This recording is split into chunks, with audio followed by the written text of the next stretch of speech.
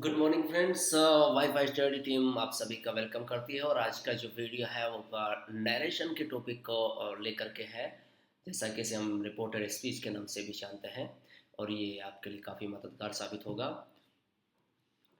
और इससे पहले मैं आपको बता देना चाहता हूँ कि आप हमारा वाईफाई स्टडी ऐप डाउनलोड करके घर बैठे भी परीक्षा की अच्छे से तैयारी कर सकते हैं और अपने एग्जाम्स को ईजी वे से फाइट कर सकते हैं, चाहे वो किसी भी तरह का एग्ज़ाम क्यों ना हो। देखिएगा, आज का ये जो टॉपिक है वो है नरेशन। और इस नरेशन के बारे में हम चर्चाएं करेंगे कि नरेशन आखिर होता क्या है और एग्जाम्स में हम लोग इससे संबंधित आने वाले क्वेश्चंस को किस प्रकार से सोल्व कर पाए। देखिएगा, नरेशन जो है वो नैरेट वर्ड से बना है। पहले आप लोगों को बता देना चाहता हूँ कि जो नरेशन वर्ड है किससे बना है, नैरेट से बना है। नैरेट यानी कि नैरेट की बात करें तो टू नैरेट का मतलब होता है बातचीत करना। क्या होता है? बातचीत करना या वार्तालाप करना। अब बातचीत जो करते हैं उसी को हम नरेशन के नाम से जानते हैं और बातचीत करने के जो तरीके हैं उनको इंग्लिश लैंग्वेज में दो भागों में डिवाइड किया गया है कि बात करने के तरीके एक डायरेक्ट वे होता है और एक इनडायरेक्ट वे होता है। जैसा कि गाइस हम लोग ओपन लिस्ट के बारे में डिस्कस कर रहे हैं यहाँ पर, तो देखिएगा सबसे पहले इंग्लिश लैंग्वेज में स्टेटमेंट को दो प्रकार से व्यक्त किया जाता है, एक डायरेक्ट स्पीच और एक इनडायरेक्ट स्पीच के कहा जाता है। जैसा कि देखिएगा ये रहा। तो पार्ट ऑफ डायरेक्ट की बात करें तो देखिएगा एक डायरेक्ट हो गया और एक इनडायरेक्ट हो गया। आप डायरेक्ट स्पीच की बात करते हैं तो जैसा कि मैंने बताया कि बातचीत करने का तरीका होता है उसे हम डायरेक्ट कहते हैं। अभी हम लोग बात करें, अभी किसी सिनेमा हॉल में हम लोग मूवी देखने के लिए जाते हैं। एट दैट मोमेंट जब हम लोग शो देख रहे होते हैं, तो जब शो देख रहे होते हैं हम लोग एक जो वक्ता होता है उसी की आवाज़ में उस डायलॉग्स को सुन पा रहे होते हैं। तो कहने का मतलब वो हमारे लिए क्या होगा, डायरेक्ट होगा। जैसे अभी मान लीजिए कि हम लोग अक्षय की मूवी देखने पहुंच गए सिनेमा हॉल में, अक्षय की मूवी चल रही है, हम लोगों ने पर्दे पे देखा, अक्षय कुमार का हमने डायलॉग सुना। और अक्षय कुमार का जब डायलॉग सुना उसके बाद में जो ही हम लोग बाहर निकलते हैं उस डायलॉग को हम अपनी लैंग्वेज में अपने फ्रेंड सर्किल के साथ शेयर करना चाहते हैं। तो देखिएगा, जहाँ पर हमने डायलॉग सुना कि और कुछ मत बोलना वरना मेरी नीयत बुरा मान जाएगी, या फिर मान लीजिएगा हम लोग सुनते हैं कि हम हिंदुस्तान वासी हिंदुस्तान के लिए जीते हैं और हिंदुस्तान के लिए मरते हैं। तो कहने का मतलब ये डायलॉग हमने चाहे वो कोई किसी की आवाज़ में सुना जाए या फिर कहीं हम लोग सेमिनार में पहुंचते हैं तो वक्ता जो होता है, स्पीकर जो होता है, स्पीकर अपने स्टेटमेंट को हमारे सामने पेश करता है।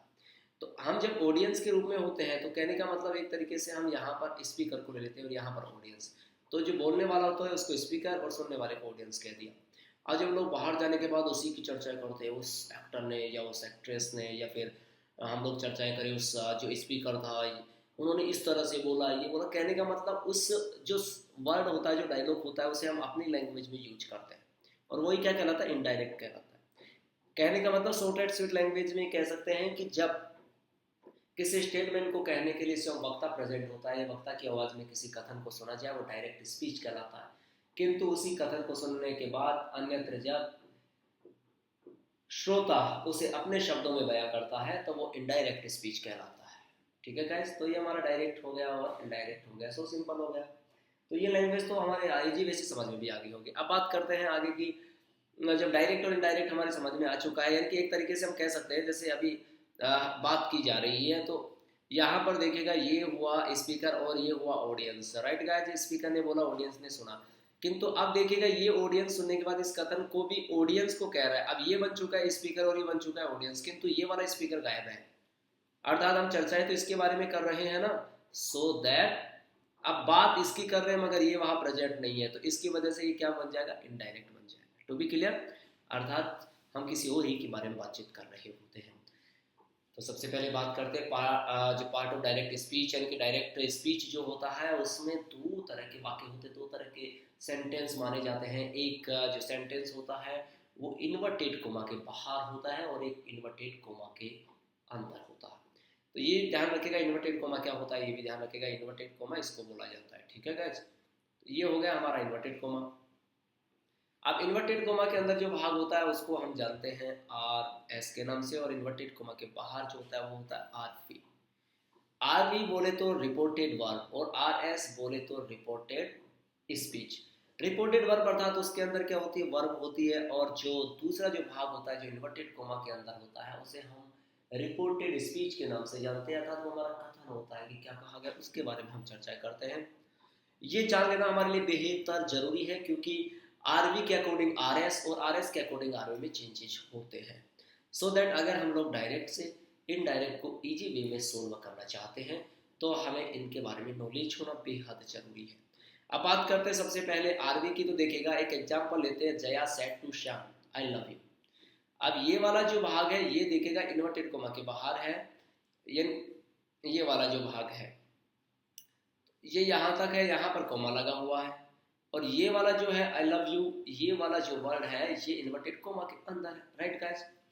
अब ये वाला वाक्य जो इन्वर्टेड कोमा के बाहर रहेगा इसको हम लोग आरबी के नाम से बोलेंगे, और ये वाला जो अंदर रहेगा इसको आर एस के नाम से बोलेंगे। अब वाक्य हमारा कंप्लीट हुआ, Jaya said to Shyam I love you. अब यहाँ पर ये जो है कोमा हमने यूज किया, तो कहने का मतलब एक भाग हमारा ये हो चुका है और एक भाग ये हो चुका है, तो इस वाले भाग को आरबी और इस वाले भाग को आरएस के नाम से जाना जाता है। To be clear guys. अब देखिएगा इन्वर्टेड कोमा के बाहर वाले पार्ट को रिपोर्टेड स्पीच कहते हैं, ये बात तो क्लियर हो चुकी है। अब बात करते हैं कि जब हमारा आरवी जो होता है, आरवी के अंदर जो हमारा से टू लिखा हुआ आएगा, सेट टू लिखा हुआ आएगा, ठीक है, इनको हम लोग कैसे चेंज करें, ये आती है हमारी पहले बेसिक चीजें, बेसिक चीजों के बाद हम लोग आगे बढ़ेंगे। तो पहला जो इंपॉर्टेंट पॉइंट है वो है आरवी के अंदर दो तरह के सेंटेंस होते हैं, जिसे इन्वर्टेड कोमा के बाहर वाले वाक्य को हम रिपोर्टेड वर्ब और अंदर वाले वाक्य को रिपोर्टेड स्पीच के नाम से जानते हैं। To be clear guys. अब रिपोर्टेड वर्ब में से लिखा हुआ आता है, से टू लिखा हुआ आता है, सेज टू लिखा हुआ आता है, या फिर सेट टू लिखा हुआ आता है, तो उसे हम कैसे चेंज करें। तो देखिएगा अगर सिंपल या नेगेटिव सेंटेंस है तो सेट का हम लोग अगर ऑब्जेक्ट नहीं आता है, क्या नहीं आता है, ऑब्जेक्ट नहीं आता है, तो सेट का सेट कर देते हैं, और अदरवाइज सेट टू का सिंपल या नेगेटिव सेंटेंस में क्या करेंगे, टोल्ड कर देंगे। सेज या से आता है तो सेज आएगा, तो अगर कंडीशन सप्लाई है क्या, अगर हमारे पास आरवी में ऑब्जेक्ट नहीं होता है तो एट दैट मोमेंट इसको चेंज करने की रिक्वायर्ड नहीं होती, इसलिए से का सेज का सेज और से का से रह जाएगा, जैसा कि हमने सेट का सेट किया। पहली बात बहुत ही याद रखने योग्य, बहुत इंपॉर्टेंट है ये। जब ये रूल्स एक बार अच्छे से याद हो जाएंगे तो आपकी कहीं कोई मिस्टेक नहीं होने वाली है। तो देखिएगा यहाँ पर लिखा हुआ है फिर सेज टू और से टू लिखा हुआ है, तो यहाँ पर सेज टू का टेल्स हो जाता है और से टू का टेल हो जाता है। यहाँ भी एस लगा हुआ है तो यहाँ भी एस, यहाँ एस नहीं था तो यहाँ एस नहीं लगाया, यहाँ पर सेट सेकंड फॉर्म थी तो यहाँ पर टोल टेल की सेकंड फॉर्म टोल डाले। So simple. इंट्रोगेटिव वाक्य होते हैं तो आपको पता है इंट्रोगेटिव का मतलब होता है क्वेश्चंस पूछे जाते हैं, तो सो सिंपल हम लोग सेट टू का टोल्ड करेंगे तो ये तो सिंपल में हो जाएगा। तो हमें करना क्या होगा, हमें भी इसके लिए इंट्रोगेटिव वर्ड चूज करना होगा, सो दैट सेट टू का क्या कर देंगे, आस्क्ड कर देंगे, से टू का क्या कर देंगे, आस्क कर देंगे, और सेज आ गया तो सेज टू आ गया तो सो सिंपल है, वही बात एस लगा देंगे, आस्क। इंपेरेटिव सेंटेंस होते हैं तो इंपेरेटिव में हम लोग इनके यूज करते हैं जैसे order, requested, propose, suggested etcetera, it depend on the RS. Because अगर सेंटेंस का भाव किसका दे रहा है इस पर हमारा डिपेंड करता है कि वो हमें कहने का मतलब उसमें प्लीज काइंडली यूज हुआ है, या फिर किसी तरह का ऑर्डर किया गया है, या फिर किसी तरह की रिक्वेस्ट की गई है, तो डिपेंड जो करेगी ना वो किस पर करेगी, आरएस पे करेगी, उसके अकॉर्डिंग हम लोग सेट जो है तो इसको चेंज करेंगे, ठीक है। ये सेट टू जो होगा वो उसी के अकॉर्डिंग चेंज हो जाएगा, और ऐसा ही हम सिंपल इंट्रोगेटिव में भी करने वाले हो, जैसा कि सिंपल के अंदर भी भाव देखा है अपन ने, सिंपल है वाक्य इसलिए हमने सेट का जो है टोल्ड किया है, और उसी में अगर वाक्य में भाव इंट्रोगेटिव का आ गया तो हमने सेट का आस्क्ड कर दिया। इधर इंपेरेटिव में सेट का हम लोगों ने ऑर्डर, रिक्वेस्टेड, प्रपोज, सजेस्टेड कर दिया। ये सब चीज़ें डिपेंड करेंगी, और ये डिपेंड किस पर करेंगी, हमारे आर एस पर। तो आर बी और आर एस का बहुत अच्छे से याद रखना है गाइस। बात करते हैं एक्सक्लेमेटरी सेंटेंसेस की, तो एक्सक्लेमेटरी जो सेंटेंस होता है उसके अंदर आपको पता है सैड या तो सैड आएगा या सैड टू आएगा, सो दैट एक्सक्लेम्ड विथ, अब डिपेंड करता है खुशी हो रही है तो जॉय, दुख की बात है तो सोरो, अगर आश्चर्य हो रहा है तो सरप्राइज, यानी कि exclaimed with Joy, exclaimed with surprise, exclaimed with सोरो एटसेट्रा वर्ड यूज करेंगे। ये डिपेंड करेगा हमारे सेंटेंस पर, ओके। अब बात करते हैं ऑप्टेटिव। अगर ऑप्टेटिव होता है तो हम लोग ऑप्टेटिव ऑप्टेटिव का मतलब होता है ऑप्शन, ऑप्शन का मतलब विश, डिजायर। तो यहाँ पर हम डिपेंड करेंगे वाक्य पर, विश करें, डिसाइड करें, प्लेस्ड करें, कष्ट करें। भाई ये भी तो हो सकता है कोई आदमी आपके लिए, कोई इंसान आपके लिए दुआएं कर रहा है, कोई आपको आशीर्वाद दे रहा है, कोई आपके लिए अभिशाप भी देता है, बस दुआएं भी तो करता है ना। सबके सब लोग दुआएं तो करेंगे नहीं। आप देखेगा हम लोग इन्वर्टेड कोमा को कैसे हटाएं। सबसे इंपॉर्टेंट बात ये आती है कि बेसिक चीजों में हमारे पास 3 पॉइंट होते हैं। सबसे पहली जो बात थी वो हमारे पास थी कि वाक्य 2 प्रकार के होते हैं, एक आरबी और आरएस। ये समझने के बाद आरबी के अंदर सैड टू आएगा, कभी सेड टू आएगा, उसे हमें कैसे चेंज करता है, ये था हमारा अगला फॉर्मेट। अब आता है कि अब इन्वर्टेड कोमा होता है। अभी जैसे हम लोग मैथमेटिक्स के जब क्वेश्चन सोल्व कर रहे होते हैं तो देन हम प्रोसेस करते हैं कि भाई ये वाला कोष्टक, ये वाला कोष्टक के 2-3 तरह के कोष्टक हो जाते हैं, उन्हें हटाने के लिए हम प्लस माइनस इत्यादि में कुछ चेंजेस करते हैं। उसी तरीके से इसमें भी हम इन्वर्टेड कोमा को कैसे हटाएं, अर्थात आरवी और आरएस को कैसे जोड़ा जाए। अरे भाई घर के बीच में कोई गली आ रही है, हम लोग आगे तक अपनी दीवार को खींचना चाहते हैं, तो उस दीवार को हटाएं या किस तरीके से उसमें से रास्ता निकालें तो क्या वहां तक आ जा सके, तो ऑप्शंस तो करना पड़ता है ना। तो उसी तरीके से अब इन दोनों को हमें कनेक्ट करना है। टू बी क्लियर, तो कनेक्ट करने के लिए देखिएगा हम क्या करते हैं, कैसे रिमूव करें, किसको, इन्वर्टेड कोमा को रिमूव करना है। और इन्वर्टेड कोमा को रिमूव करना है तो इसका मतलब क्या हो गया, आरबी और आरएस को हमें कनेक्ट करना है। To be clear guys. तो सबसे पहला होता है अगर अफर्मेटिव या नेगेटिव वाक्य होंगे तो आरबी और आरएस को जोड़ने के लिए दैट कनेक्टिव काम में लिया जाता है। क्या लिया जाता है, कनेक्ट, यानी कि बाय कनेक्ट दैट, यानी कि दैट से हम लोग कनेक्ट कर देंगे इसको। अगर इंट्रोगेटिव सेंटेंस होगा उसमें यस या नो टाइप सेंटेंस होंगे तो इफ या वेदर से यूज करेंगे, किंतु अगर इसी में डब्ल्यू एच टाइप सेंटेंस होंगे तो किसी तरह का कनेक्टिव वर्ड हमें लेने की आवश्यकता नहीं होती है। अब बात करते हैं हम लोग इम्पेरेटिव सेंटेंसेस की। अगर इम्पेरेटिव होगा तो कनेक्टिव के रूप में हम लोग टू लेने वाले हैं, एक्सक्लेमेटिव में दैट रहने वाला और ऑप्टेटिव में भी दैट ही कनेक्टिव वर्ड रहने वाला। तो देखिएगा सबसे बड़ी बात यह आपको सिर्फ याद किसका करना है, यस या नो टाइप में इफ या वेदर का होता है और इम्पेरेटिव में टू का, बाकी सब में दैट का होता है। क्योंकि डब्ल्यू एच में तो किसी की जरूरत है ही नहीं, डब्ल्यू एच स्वयं ही क्या रहता है, करेक्टिव के रूप में काम में लिया जाता है। क्योंकि डब्ल्यू एच वर्ड खुद क्या है, रिलेटिव प्रोनाउन कहलाते हैं, इसलिए खुद ही करेक्टिव के रूप में काम में लिए जाते हैं। अब बात करते हैं इसके नियम की। पहले हम लोगों ने इसके बेसिक्स की स्टडी की कि बेसिक किस तरीके से हम लोग क्लियर कर रहे हैं। अब हम लोग रूल्स पढ़ेंगे सो दैट हम लोग क्वेश्चंस का इजी वे से आंसर दे पाए।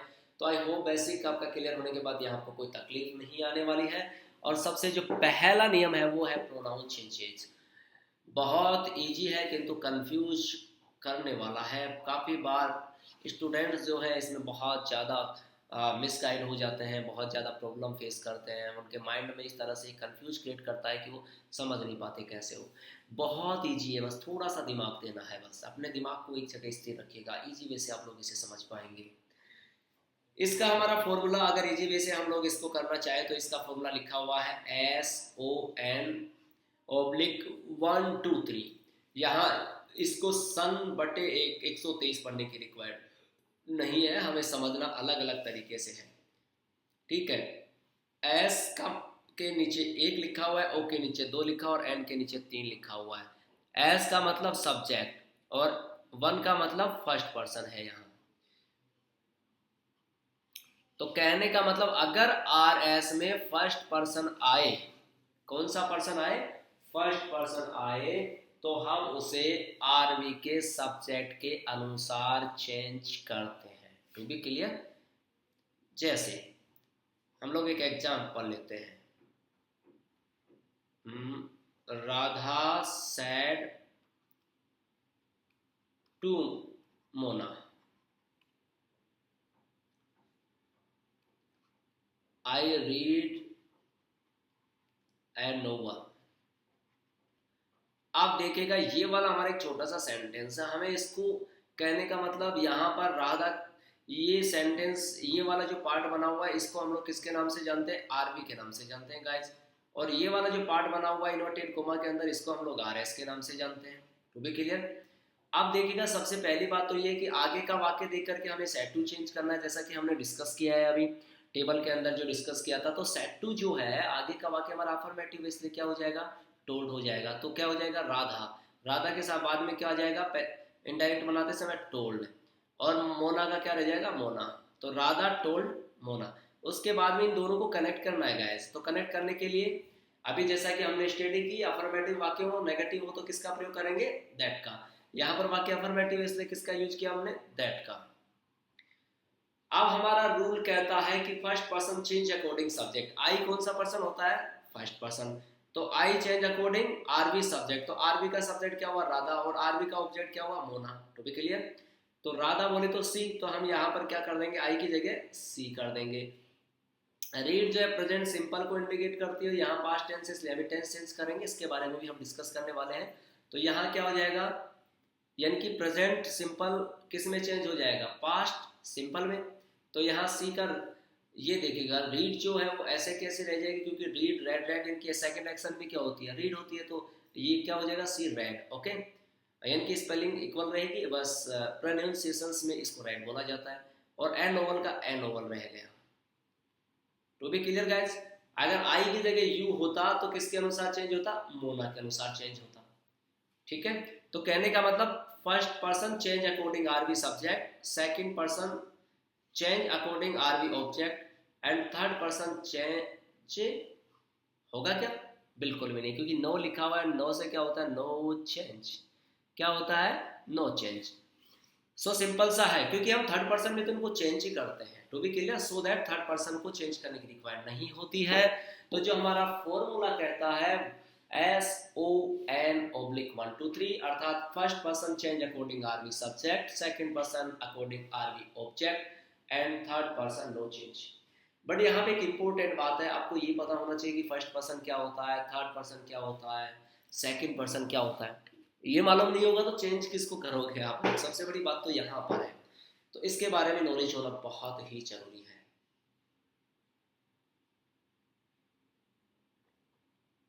तो देखिएगा, सबसे पहले यहाँ पर मैं डिस्कस करना चाहूंगा कि फर्स्ट पर्सन की बात करें तो फर्स्ट पर्सन होता है वक्ता। कौन होता है, वक्ता होता है। तो कहने का मतलब वक्ता कौन होता है, आई और वी, इनकी फैमिली जो होती है, इनकी फैमिली कौन सी आ गई भाई, आई, माई, मी, वी, आवर, अस, ये जो होंगे ये किस में माने जाते हैं गाइस, फर्स्ट पर्सन में। यानी कि आई और वी का परिवार जो होता है वो किस में माना जाएगा, फर्स्ट पर्सन में। सेकंड पर्सन होता है सुनने वाला, और सुनने वाला जब कौन होता है, यू। यानी कि सुनने वाला किसके रूप में इंडिकेट होता है, यू। तो यू जो होगा वो किस, यू, योवर, यू अर्थात यू और इसका जो परिवार होगा वो किस में आएगा, सेकंड पर्सन में। तो फर्स्ट और सेकंड पर्सन क्लियर हो गया। फर्स्ट पर्सन में किसको लेने वाले, आई और वी, आई, वी और इसका परिवार। सेकंड पर्सन में यू और इसका परिवार। और रही बात थर्ड पर्सन की, तो थर्ड पर्सन में हम किसको लेंगे, ही, सी, इट और इनकी फैमिली को लेंगे। अर्थात फर्स्ट पर्सन, सेकंड पर्सन और थर्ड पर्सन हो गए। और इसके साथ हम लोग दे जो होता है उसको भी किस में रखते हैं, थर्ड पर्सन में रखते हैं। तो ही, सी, इट, दे एटसेट्रा जो होंगे वो थर्ड पर्सन में माने जाते हैं। आई, वी और इसका परिवार जो होगा first person, you second person, और ही, शी, इट, दे, वह इनका जो परिवार होता है वो हमेशा थर्ड पर्सन माना जाता है। तो भी क्लियर, आपको मिस्टेक नहीं होगी। तो देखिएगा, RV first person change according RV subject, second person change according RV object, and third person no change. अब पहला नियम कंप्लीट होने के बाद हम चलते हैं दूसरे नियम की तरफ। इसके ज्यादा नियम नहीं है, आपको टेंशन करने की जरूरत नहीं है, बहुत कम नियम बने हुए हैं। तो देखिएगा, टेंस चेंजेज। अब आपने मन में आई वैसे टेंस चेंज नहीं कर सकते। ऐसा नहीं है कि अपने मन में आई तो ठीक है, इसने ये लगा दिया, ये लगा दिया, अदरवाइज तो हमारा गलत हो जाएगा। तो बहुत इंपॉर्टेंट रूल है ये, और रूल हमेशा, प्रत्येक रूल ही इंपॉर्टेंट होता है, क्योंकि एक रूल की वजह से हमारे क्वेश्चंस गलत हो सकता है। इसलिए किसी रूल को हमें छोड़ना नहीं है, अच्छे से तैयार करना है। ओके, तो देखिएगा, रिपोर्टेड वर्ब में प्रेजेंट या फ्यूचर टेंस आए तो आरएस में टेंस चेंज नहीं करते। देखिएगा, ये रिपोर्टेड वर्ब यहाँ लिखा हुआ है, कंफ्यूज होने की जरूरत नहीं, वहां पे शॉर्टकट में अपन ने आर भी लिखा था, वही है ये रिपोर्टेड वर्ब। ठीक है गाइस, कहीं आप लोग सोचो वहां आर भी आ रहा था, रिपोर्टेड वर्ब कौन सी महाभारत आ गई। भाई आरवी की फुल फॉर्म है, पहले हमने कॉन्ट्रैक्शन से लिखा था आरवी, और नाउ कॉन्ट्रैक्शन आरवी की बात करें तो फिर रिपोर्टेड वर्ब हो जाएगा, टू बी क्लियर। तो कहने का मतलब, और इसमें आरएस का मतलब हो गया रिपोर्टेड स्पीच। तो ये जो आरवी होता है उसमें प्रेजेंट या फ्यूचर टेंस आए तो आरएस में टेंस चेंज नहीं करते जी, ये बात बहुत ध्यान पूर्वक सुननी है, क्योंकि ऐसे में गलती हो जाएगी। जैसे अजय सेज टू मोहन, यहाँ पे अजय सेज टू मोहन जो है, वो सेज किसको इंडिकेट कर रहा है, प्रेजेंट टेंस को इंडिकेट कर रहा है। तो अब जब आरएस में हम टेंस चेंज नहीं करेंगे, यानी कि आरएस जो होगा उसमें टेंस चेंज नहीं करने वाले। मगर ये होता कि अनु सैड टू मेघना, तो एट दैट मोमेंट ये सैड जो है वो पास्ट सिंपल को इंडिकेट कर रहा है, मगर प्रेजेंट और फ्यूचर को नहीं है ना। तो ये रूल जो है, प्रेजेंट और फ्यूचर टेंस आएंगे तो आर एस में टेंस चेंज नहीं करेंगे। फिर से सुन लीजिएगा, आरवी आरवी बोले तो रिपोर्टेड वर्ब में प्रेजेंट या फ्यूचर टेंस आए तो आर एस में टेंस से संबंधित परिवर्तन नहीं करते हैं। रिपोर्टेड स्पीच में एक और चीज, historical events, proverb, habit, universal truth को प्रदान करने वाले वाक्यों का टेंस परिवर्तन नहीं करते हैं, इस बात का भी ध्यान रखेगा। My uncle said to me या my uncle says to me, कोई सी भी बात आए कोई दिक्कत नहीं पड़ता। Earth moves around the sun, अब टेंस चेंज नहीं करेंगे, चाहे आर में प्रेजेंट फ्यूचर पास्ट कोई सा भी टेंस क्यों ना हो, क्योंकि हमारा नियम कहता है कि इडियम, प्रोवर्ब या फिर हिस्टोरिकल इवेंट और यूनिवर्सल ट्रूथ से रिलेटेड जो भी सेंटेंस होंगे उसका टेंस परिवर्तित नहीं किया जाता, क्योंकि इनमें कोई परिवर्तन नहीं होता, ये जो के त्यों ही रहते हैं। बहुत ही इंपॉर्टेंट बात है ये, क्योंकि आप लोग इसमें अर्थ मूव्स अराउंड द सन वाला देखा, मगर आपने उधर पास्ट देखा टेंस और इधर टेंस चेंज कर दिया, नहीं करना है, क्योंकि हमारा अर्थ का अनर्थ हो जाएगा, और हमें जब भी डायरेक्ट से इनडायरेक्ट करना है उसके अर्थ पे जरूर फोकस किया जाए, इतना ध्यान रखें। अब बात करते हैं रिपोर्टेड वर्ब में पास्ट टेंस आने पर। यहाँ पर तो थी कि अगर फ्यूचर प्रेजेंट या फ्यूचर टेंस आएंगे तो आरएस में टेंस चेंज नहीं करेंगे, और फिर कहा कि आरएस में अगर यूनिवर्सल ट्रूथ या प्रोवर्ब या हैबिट या फिर हिस्टोरिकल इवेंट्स आ गए तो भी हम लोग आरएस में टेंस परिवर्तन नहीं करते हैं। ये दोनों बातें आपको बहुत अच्छे से याद रखनी है। किंतु रिपोर्टेड वर्ब में मैंने कहा था ना, जहाँ किंतु आ जाता है वहां लोचा होता है, तो किंतु परंतु कोई ना कोई बात जरूर होती है, इसलिए रिपोर्टेड वर्ब में पास्ट टेंस आने पर टेंस परिवर्तन किया जाता है। और टेंस परिवर्तन कैसा करते हैं ये देखते हैं हम लोग।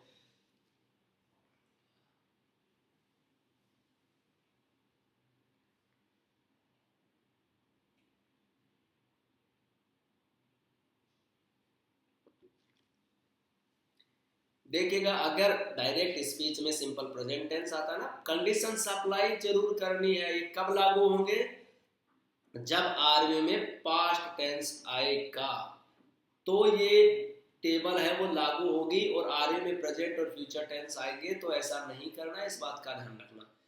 देखिएगा, डायरेक्ट स्पीच में अगर सिंपल प्रेजेंट है आरएस में तो आईडीएस में उसको सिंपल पास्ट कर देते हैं, अर्थात वर्ब की फर्स्ट आई है या ऐसे एस आया हुआ है तो सेकंड, या फिर डू डज नोट है तो डिड नोट कर देंगे। To be clear guys, present continuous बोले तो इजारम का यूज हुआ है तो उसे हम वाज या वर्ब में चेंज कर देंगे।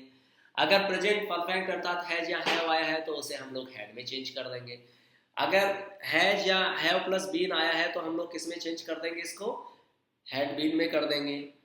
या फिर अगर सिंपल पास्ट आ जाए अर्थात एक्शन सेकंड आए या फिर don't not plus action first आए तो उसको हैड प्लस एक्शन थर्ड करते हैं।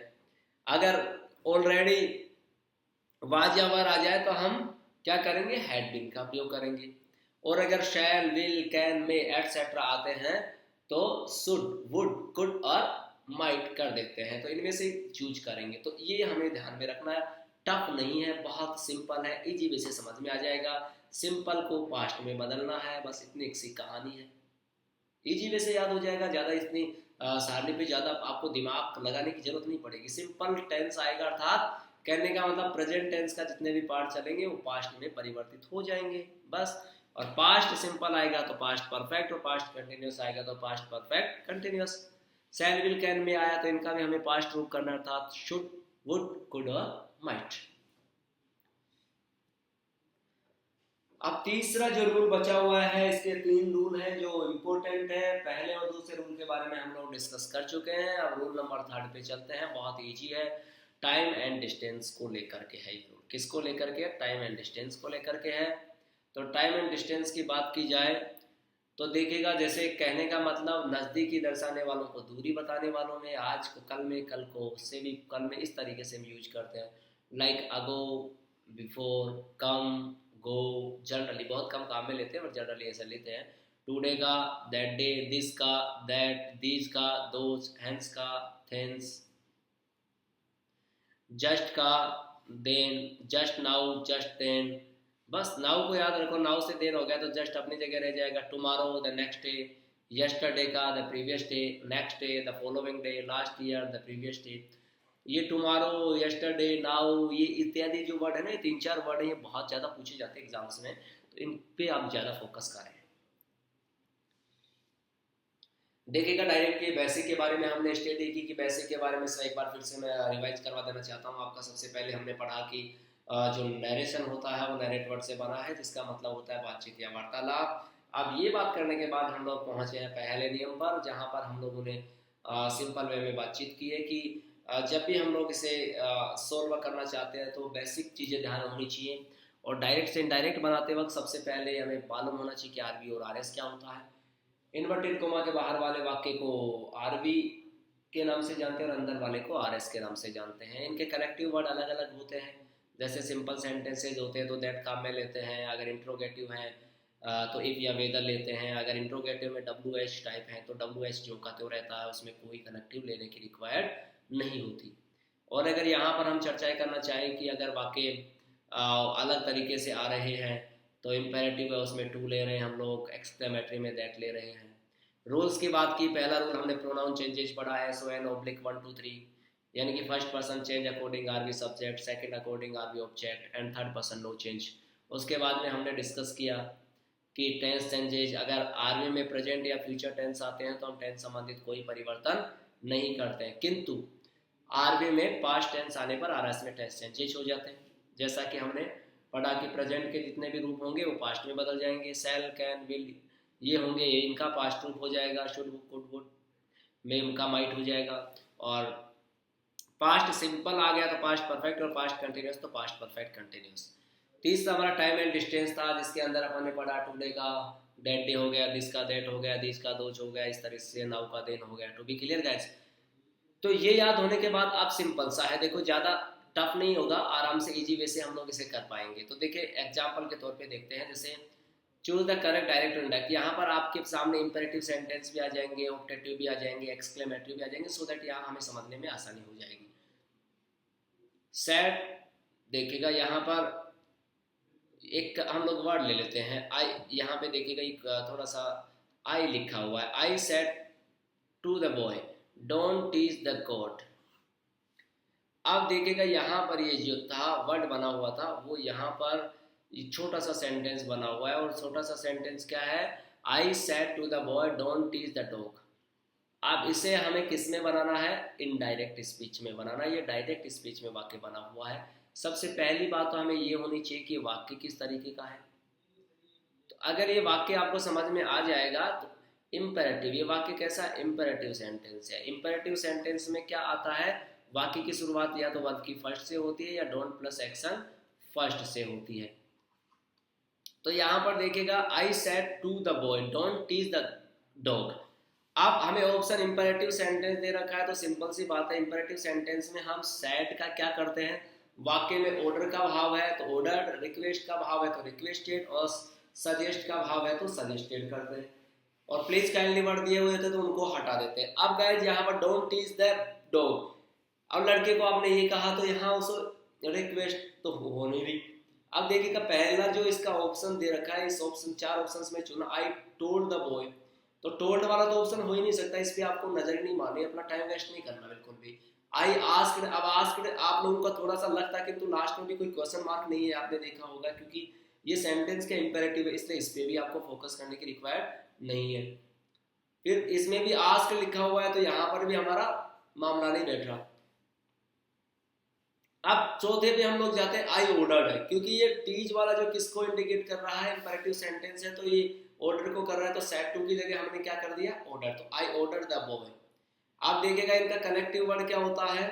अभी कनेक्टिव के वर्ड के बारे में बताइएगा, इनका कनेक्टिव वर्ड होता है टू, ठीक है। किंतु अगर यहाँ पर टू लगाएंगे टू टीच द डॉग तो भी गलत हो जाएगा, क्योंकि यहाँ पर नोट और है ना, तो हम लोग क्या लेंगे, नोट टू, क्या लिखेंगे, not to teach the dog, ना कि टू नोट, क्योंकि टू नोट लिखेंगे तो क्या हो जाएगा, गलत। इसलिए कलेक्टिव टू है, किंतु नोट नेगेटिव वाक्य अगर आया है, नोट आया तो नोट टू होता है, ना कि टू नोट होता है।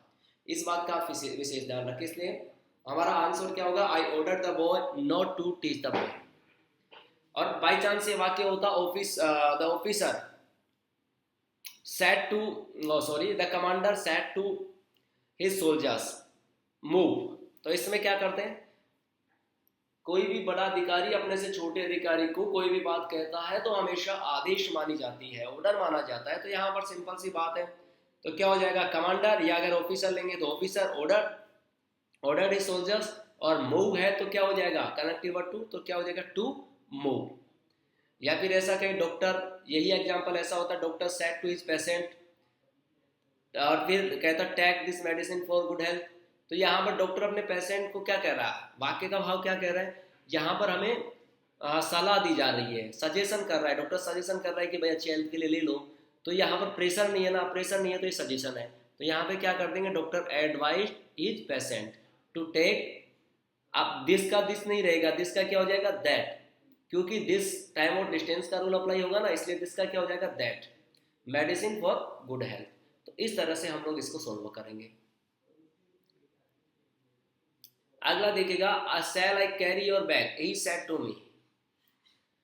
आप देखिएगा कई बार इस तरह के क्वेश्चंस को देखने के बाद भी स्टूडेंट्स का थोड़ा सा दिमाग है वो डाइवर्ट हो जाता है, कि ये तो लास्ट में आ गया, ये इधर आ गया, हाँ उल्टा सीधा हो गया, क्या करें। कोई बात नहीं है, घबराने की बात नहीं है। आपको ये एग्जांपल इसीलिए दिया गया ताकि आप लोग इसे समझ सको और इजी वे से सोल्व कर सको। इससे कोई फर्क नहीं पड़ता कि किधर रखा हुआ है। जब हम लोग डायरेक्ट से इनडायरेक्ट बनाएंगे ना, तो कहने का मतलब हम उसको ऑर्डर में कर लेंगे सेट, ठीक है। तो ये आगे पीछे अगर आपको दिया हो तो कोई दिक्कत नहीं, सबसे पहले हम आरवी को सोल्व करेंगे, इतना ध्यान रखिएगा गाइस। तो ये आरवी है हमारा, तो पहले इस आरवी को सोल्व करेंगे और फिर आरएस को करेंगे। मगर पहले आरएस का फेस तो देख लिया था, तो आरएस को देख तो ले कैसा है, आरएस कैसा है, इंट्रोगेटिव है ना। तो ही सेड टू मी, तो ही सेड टू, सबसे पहले सेड टू को चेंज करना, ही का ही रह गया। तो देखिएगा ऑप्शन नंबर बी में आई है, तो ये वाला तो हमारा, हमें इसको इसकी तरफ तो दिमाग नहीं लगाना। सबसे पहले हम कहेंगे ही, तो ही का ही रह गया। अब सेड टू को चेंज करेंगे आस्क्ड में, आस्क्ड पहले में भी है, तीसरे में भी और चौथे ऑप्शन में भी, इसका मतलब अभी हमें आंसर नहीं मिला। अब यहाँ पर देखिएगा फिर मी का मी रह जाएगा, क्योंकि सेंटेंस कैसा इंट्रोगेटिव, तो मी का तो यहाँ तो मी रह गया। तो पहला ऑप्शन भी हमारा यहाँ पर कट हो चुका है, क्योंकि यहाँ टू मी लिखा हुआ है जो कि गलत है। कब ध्यान रखना, इस तरह की मिस्टेक्स जो होती है ना, इनडायरेक्ट से रिलेटेड देते हैं। अब यहाँ टू मी लिख दिया, और आपको पता है कि आरबी में कभी भी इनडायरेक्ट बनाते समय टू मी नहीं आता, क्योंकि टू तो सैड या से या सेज टू से जिसके साथ भी आता है उसी के साथ चला जाता है। तो इसको हमें यूज नहीं करना, इस पे सब ध्यान रखना है इस चीज का यहाँ पर आपको। तो यहाँ पर ये दोनों ऑप्शन हमारे कट हो चुके हैं। अब बचते हैं दो ऑप्शन, यहाँ पर भी मी है और यहाँ पर भी मी है गाइस। तो अब यहाँ पर इन दोनों ऑप्शन में हम आगे बढ़ते हैं। आप देखिएगा इंट्रोगेटिव है, यस या नो टाइप सेंटेंस है, तो इसको कनेक्ट करने के लिए किसका यूज करेंगे, इफ या वेदर का यूज करने वाले हैं। तो यहाँ पर इफ का यूज है और यहाँ पर दैट का, इसलिए हमारा चौथा नंबर भी ऑप्शन गलत है। येलो आपका करेक्ट आंसर आ गया। तो देखिएगा आप, इफ आ गया और आई चेंज अकॉर्डिंग, यानी कि आई कौन सा, first person change according RB subject, आरबी का सब्जेक्ट ही है, इसलिए यहाँ पर भी ही ले लिया। सेल को किस में चेंज कर देंगे, शुड में, कैरी का कैरी। और योवर जो है, your change according to me, तो मी के अकॉर्डिंग चेंज होगा। तो अब यहाँ पर देखिएगा, यहाँ पर माई क्यों आया, इसके पीछे लॉजिक देखिएगा। ये योवर चेंज हुआ मी के अनुसार, मी किसका रूप है, मी किसका रूप है, आई का थर्ड रूप है, और योवर किसका रूप है, यू का second person. Second person change according to object, object me है, मी के लिए चेंज करेंगे, मगर योवर सेकंड रूप है तो हम लोग आई का भी सेकंड रूप ही लेंगे। तो यहाँ पर क्या आएगा, माई आ गया।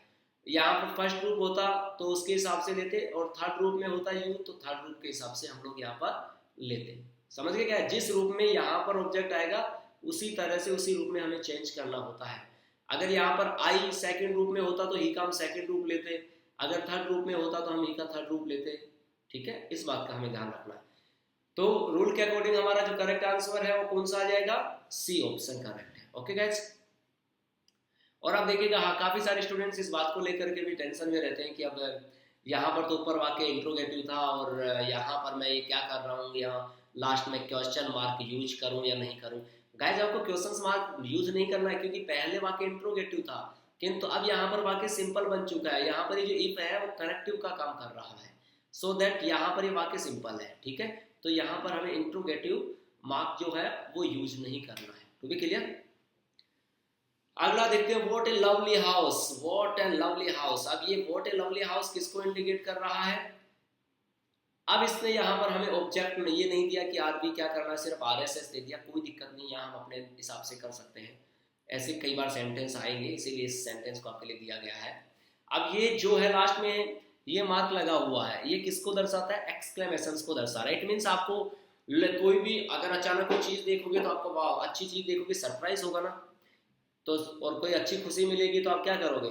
कोई भी बढ़िया बात हो जाएगी तो खुशी मनाओगे। अगर कोई चीज़ आपकी लॉस हो चुकी है तो देन आपको दुख होगा। तो यहाँ पे लवली हाउस, व्हाट किसको इंडिकेट करता है? सरप्राइज को। तो यहाँ देखेगा he surprise that a lovely house, he surprise that what a lovely house, he observe that it was a lovely house. अब हमें करना क्या है? करेक्टिव वर्ड हमारा दैट रहता है। अब यहाँ पर हमें देखिएगा it was a lovely house और ई सेड दैट, तो यहाँ पर हमें करना क्या देखिएगा? सबसे पहली बात तो ऑब्जर्व का कोई मतलब नहीं निकल रहा, सेड का मतलब नहीं निकल रहा, हमें करना क्या? सरप्राइज और लवली हाउस लिखा हुआ है, तो यहाँ पर क्या हो जाएगा? That what a lovely house को हम लोग इस तरह से इंडिकेट करेंगे। ठीक है,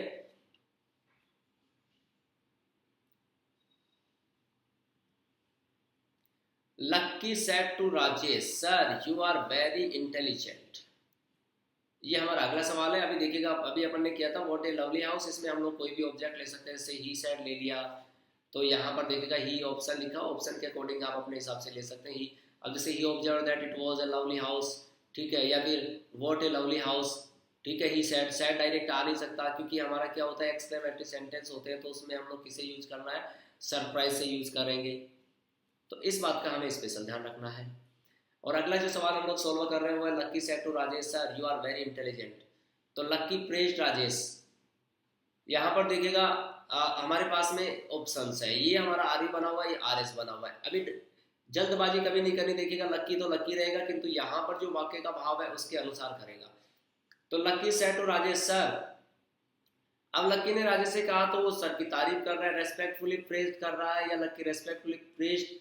आप देखिएगा यहाँ पर लक्की प्रेज्ड अकेले ही सिर्फ तारीफ कर रहा है, और रेस्पेक्टफुली जब सर की तारीफ कर रहे होंगे अपने की बड़ी तो रेस्पेक्टफुली करेंगे, तो हमें वर्ड रेस्पेक्टफुली यूज करेंगे तो बेटर होगा। मगर रेस्पेक्टफुली भी दो में है, रेस्पेक्टफुली राजेश का राजेश रह जाएगा, मगर दोनों सेंटेंस में है। तो Lucky respectfully praised Rajesh and said. अब देखिएगा यहाँ पर क्या है, यहाँ पर ऐसा कैसा टोल्ड की जगह सेड किया गया है, राजेश बाय सेइंग या कहते हुए दैट। अब करेक्टिव वर्ड इनका क्या ले लेंगे? दैट ले लेंगे। अब यू किस में चेंज होने वाला है? You second person change according Rajesh, तो राजेश के लिए क्या ले लेंगे? ही। तो यहाँ पर क्या आ गया? ही। इज किस में चेंज? इज आर एम किस में चेंज हो जाते हैं? वाज वाले वाज, वेरी का वेरी, इंटेलिजेंट का इंटेलिजेंट।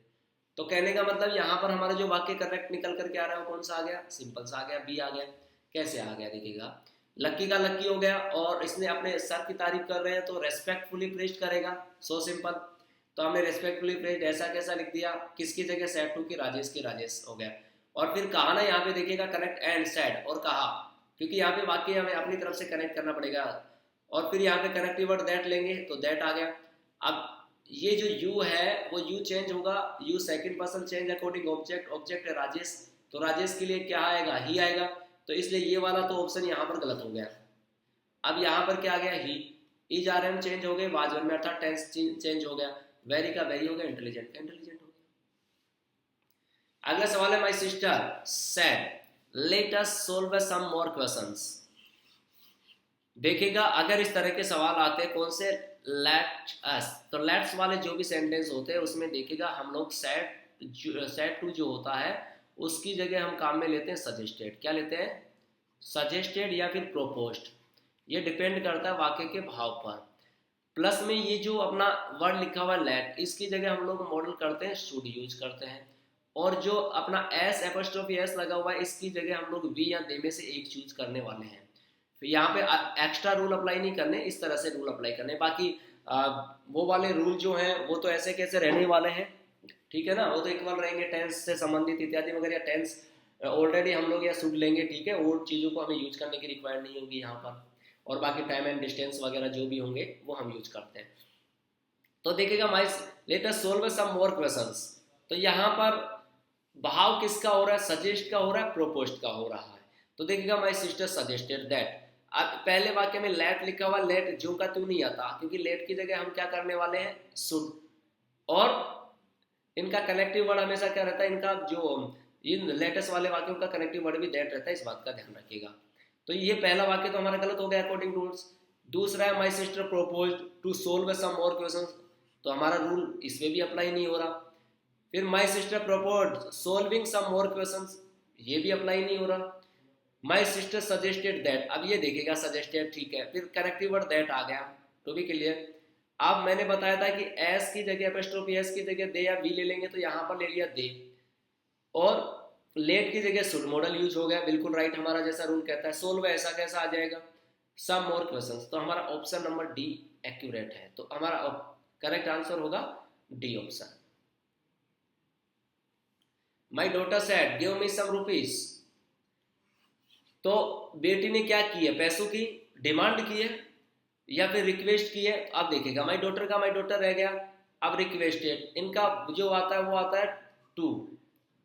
अब मी जो वर्ड होगा वो किसके अनुसार चेंज होगा, यहाँ पर देखिएगा माई डॉटर सेड टू, यहाँ पर जब आपको ये नहीं दिया होता है ऑब्जेक्ट, और अगर ऑप्शंस में आपके दिया हुआ तो आप अपने हिसाब से वाक्य के भाव देकर कह सकते हैं। माई डॉटर सेड टू, अब तो किससे कहेगी, मुझसे कहेगी, तो यानी कि टू मी, तो my sister said to me, इस तरीके से हम यूज कर लेंगे।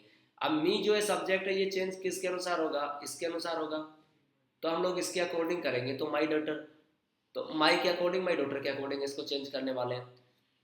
तो यहाँ पर देखिएगा माई डॉटर प्रेड, ये वाला तो ऑप्शन मिलेगा नहीं, और एप्लोडेड का मतलब तारीफ करने वाला, ये मिलेगा नहीं। अब अपने अपने ऑप्शन बचते हैं ऑप्शन ए और ऑप्शन बी। तो यहाँ पर देखिएगा पैसों की क्या हो गया, डिमांड हो गया, तो my daughter demanded to give her some rupees, ठीक है, क्योंकि यहाँ प्लीज और काइंडली वर्ड आते थे स्पेशल, अपन लोग किसकी बात करते हैं, रिक्वेस्ट की। तो यहाँ पैसों की क्या हो रही, डिमांड हो रही है।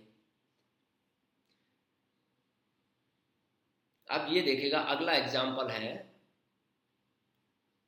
यहाँ पर कोई भी नाम मान लेते हैं, जैसे अभी अपन ने आप मान लिया, जैसे रीचा वर्ड मान लिया अपन ने, यहाँ पे रीचा मान लेते हैं कि यहाँ पे रीचा लिखा हुआ है, ओके। तो रीचा सेट टू, और यहाँ पर भी हमारे पास में रीचा है, तो इसकी जगह हम लोग रेहाना बोल देते हैं, इसको रेहाना कर दिया, ठीक है। 2 मिनट के लिए इसमें चेंज कर लेते हैं क्वेश्चंस को थोड़ा इजी समझने के लिए, तो यहाँ रेहाना कर दिया मैंने।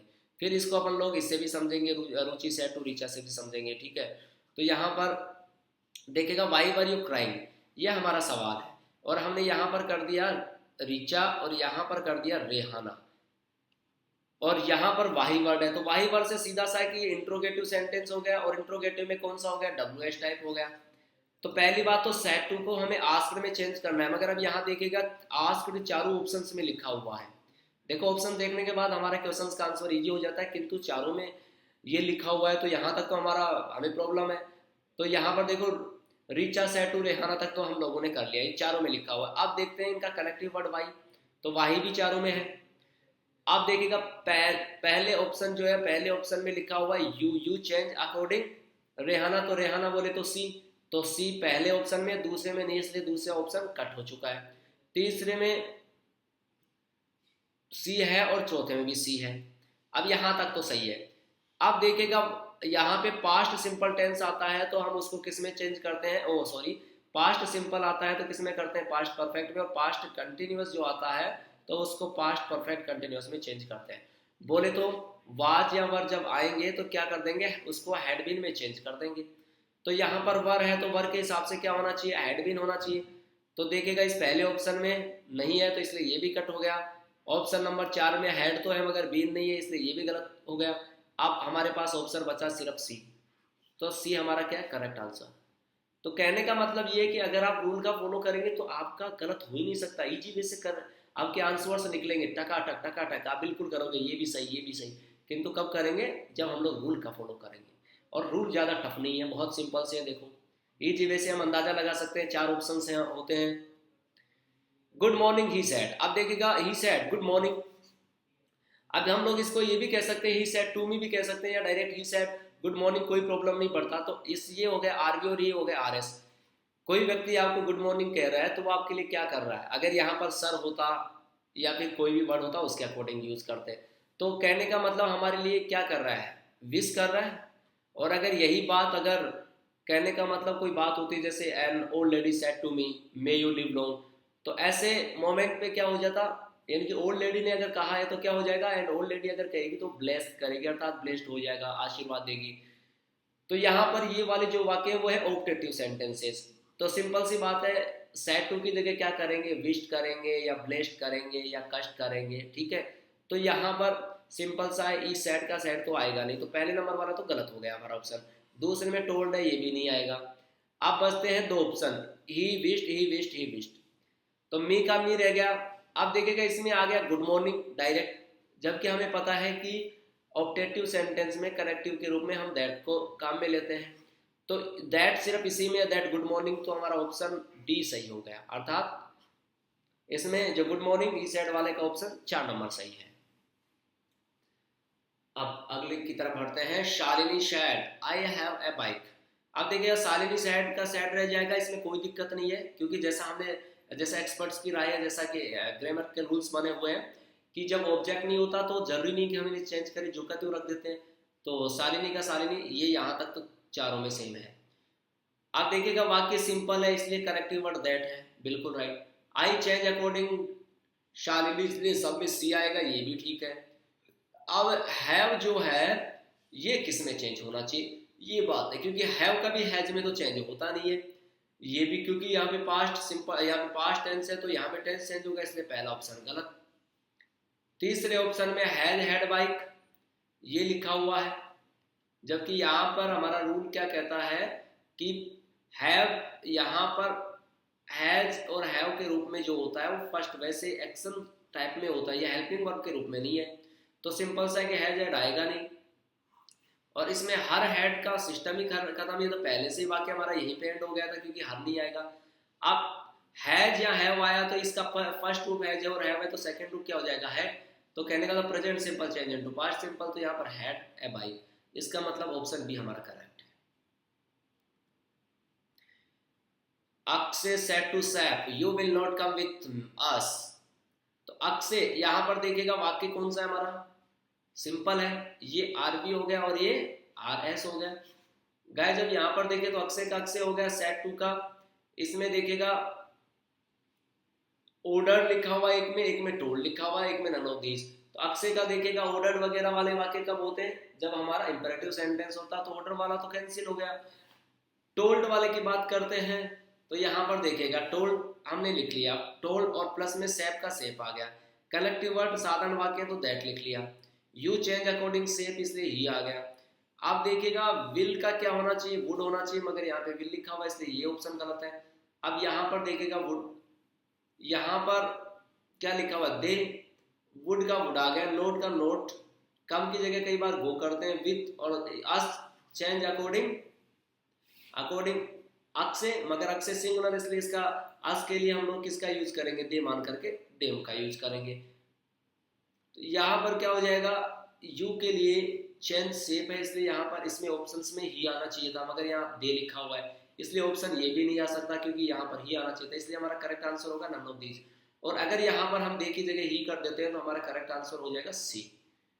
Right guys,